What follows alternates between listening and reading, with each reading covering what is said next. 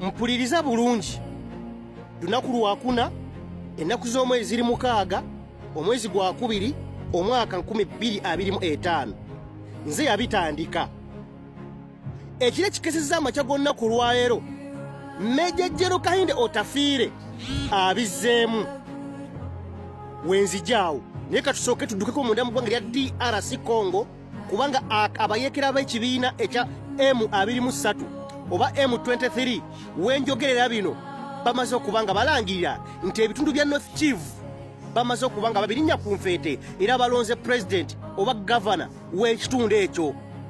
Abayeekera ba M23 kinajjukirwa nti ennaku 2 eziyise balangirira ne bagamba nti batadde ebyokulwanisa wansi. Jukira bali batusuubiza nti si bakussa mukono mpaka nga bamaze okubanga batuuka mu kibuga ekikulu Kinshasa.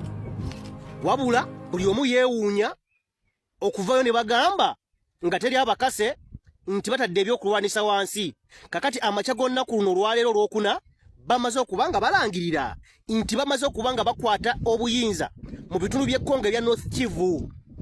Era balonza abakulembeze baabwe ku ntiko ng'omukulembeze waabwe agenda okubanga abatwala oba kugoyita president oba muyite governor agenda okubanga abatwala oye Yosefu Bahati Masanga. Bamaze okubanga balonda Yosefu Bahati Masanga.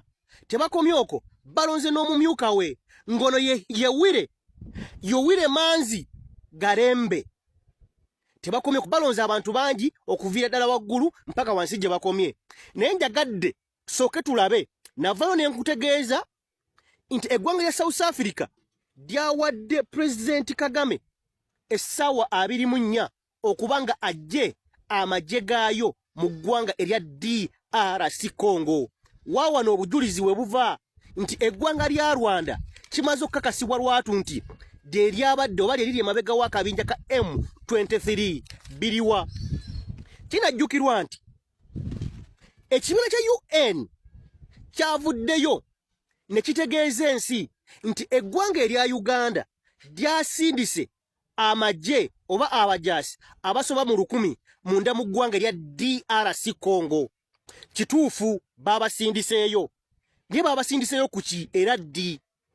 Nali wano nenkutegeeza nti president w'eggwanga lya South Africa yavayo n'alabula president w'eggwanga lya Rwanda n'amuwa essaawa 24 okubanga asitudde amagye ge ogajja munda mu ggwanga lya DRC Congo. Kirizagaana abayeekera ba M23 baali bamaliridde okubanga bongerayo olutalo. Wabula ebigambo bya president wa South Africa byabakanga. Ono bwino omujja kunze wuliriza bulungi.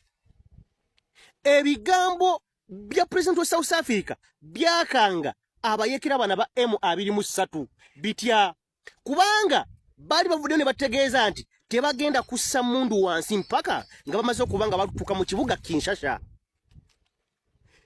President wa South Africa Cyril Ramaphosa bw'amala okuvayo kuwoninga eggwanga lya Rwanda amacha g'olunaku olwo yawoningira akabinja ka M23 we kayimirize mundu.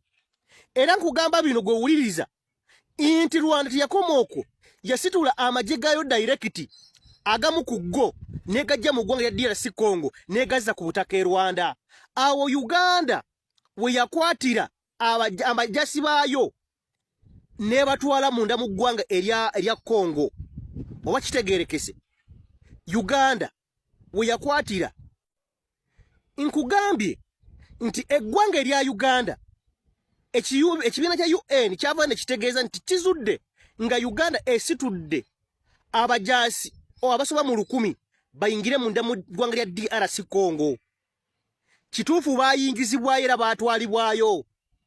Naye kye kyabatwazaayo ekyabatwazaayo yina ensonga nti olw'okuba Rwanda yali emaze okuba ng'efuna okulabulwa okuva munda mu ggwanga lya South Africa era ne basitula amagye gaabwe ne bagajja munda mu ggwanga lya DRC Congo agamu si gonna. Mpuliriza bulungi.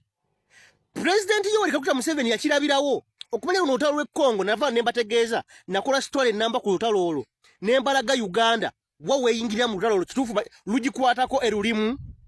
Kaakati wano gwe beefungulidde gavumenti zino ebbiri eya Uganda n'eya Rwanda webezefungire ne ziraga nti ne zikakasa abantu nti kituufu akabina ka M23 be bakama baako be bakali emabega.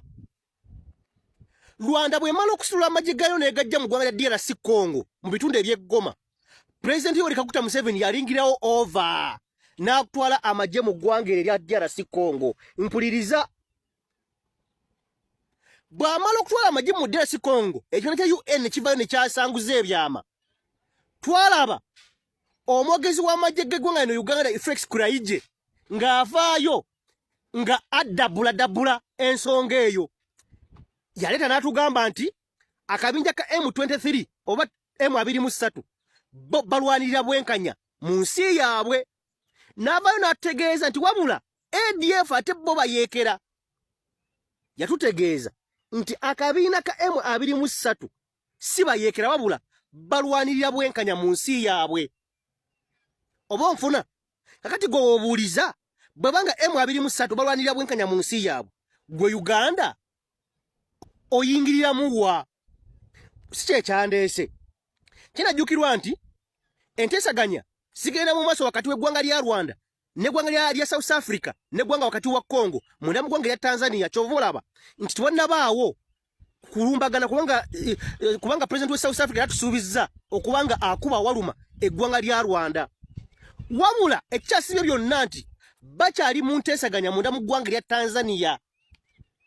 Oba kitegeerekese kaakati akabinja ka M23 we kavaayo ne kalangira olunaku olwaliro nti katonzewo gavumenti si ya kiseera ey'olubeerera nga balaga nti bamaze okubanga bawamba oba be bannannyini b'eggwanga bannannyini b'ebitundu ebya North Kivu. Ekitegeeza nti basazeewo ne bakkiriza nti kabafunzeeko ebyo ebitundu bye balina, ebisigadde ebinava mu nteeseganya bijja bbawa ekyokukola. Oba kitegeerekese nti basazeewo ne balaba oluvannyuma lwa Rwanda okubanga bajjeyo amagye gaabwe agamu ku go nga tebajja kufuna standi emala, ate jjukira Uganda teyina kwenyigiramu direct kubanga yo banja bakyabuusabuusa nti olutalo olwe lulimu. N'olw'ensonga eyo ekiri munda mu ggwanga erya Congo kitegeeza nti esaziddwamu kati ziri ensi bbiri. North Kivu nayo bagifudde ensi. Ekulembera omusajja ayitibwa Joseph Bahati Musanga ngo ye president wa North Kivu mu ggwanga lya Congo. Kitegeeza zifuuse ensi bbiri. Embeera eno egenda kuba si nnyangu. Tulinde ebinaaba nga biva mu ggwanga erya Tanzania otula bwe banaaba batuddemu tikye banaaba bakkaanyizaako. Nja kwongera okujja nkube nga nkutuusaako amawulire ago kubanga embeera eyinza obutaba nnyangu. Kaakati ekiro ekikeesezza amakya gonna kuno olwaleero nkomyewo mu nnyaffe Uganda. General Kahinda Otafiire avuddeyo n'ajuliza ebigambo bye najja wano ne mbagamba. Major General Kahinda Otafiire avuddeyo n'ategeeza nti mweraliikirivu bya ddala naye tatidde. Agambye ndi mweraliikirivu naye sitidde. Waliwo olukwe lwenguddemu nga baagala kunzita. Waliwo olukwe lwenguddemu nga waliwo abatanjagala nga baagala kuntuusaako obulabe. Wabula abalabudde n'abagamba nze ndi Major General Nalwana, gwe wenna asinviridde okujja okuba ng'oyagala kummalawo oba kutwala obulamu bwange tekigenda kuba kyangu nga bw'okisuubira. General Kahinda Otafiire azzemu n'ategeeza nti ye mwetegefu bwe kubanga kufa ajja kufa n'omuntu naye ayagala afe ng'eggwanga Uganda be balwanira ne balwanyi banne nga bimaze okuba nga bituukirira. Era agambye mbu wabanga baagala kumutta bamutte naye nga tebannamutta basooke bakole byabasaba. Ekitegeeza nti General Kahinda Otafiire amanyi bulungi abagenda okumutta n'ensonga lwaki baagala kumutta. Emboozi ya General Kahinda Otafiire ngenda kujja wano olunaku olw'enkya ngenda kwongera ogigaziya kubanga amawulire mangi. Nakutegeeza nti olunaku olw'enkya olw'okutaano President Yoweri Kaguta Museveni we yayita ababaka ba NRM bonna okugenda mu State House. Kitegeeza nti ngenda kugatta olunaku olw'enkya fayiro bbiri nziteeka ku mmeeza nkuleetera amawulire wamma olunaku olw'enkya. Ambagala nnyo atusisinkane olunaku olw'enkya mu programu yemu fayiro ku meeza. Nze da Energy Master musajja wa Kabaka achopa Uganda mbamba